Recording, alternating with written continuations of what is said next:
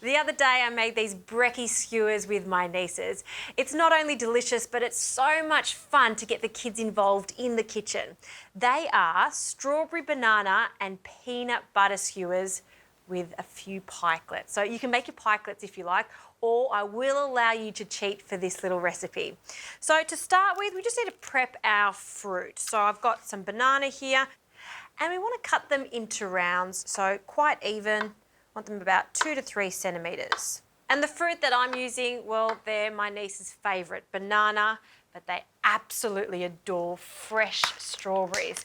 Look how cute these little ones are. They're the perfect size for the skewers. So I always recommend bringing your strawberries out of the fridge at least an hour before serving them because they just taste so much better at room temperature. And we want our pikelets to be roughly the same size as the banana. So we'll start with one of our pikelets and we'll just use a cookie cutter or whatever you've got, it's fine, just to cut them into rounds. The girls also love peanut butter smooth. It has to be smooth.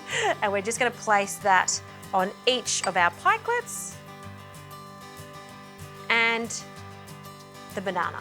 So just on one side of each of the bananas. Almost going to act like the glue for everything to stick together. Grab some small skewers, or you can make large ones if you like, and we'll go straight through the pointy end of our strawberry, coming through the centre, a piece of our pikelet, and we want to put the sticky end, so where the peanut butter is, and that sandwiches together, just like so. A piece of banana,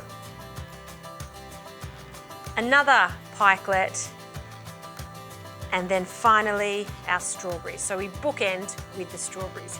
How cute do they look?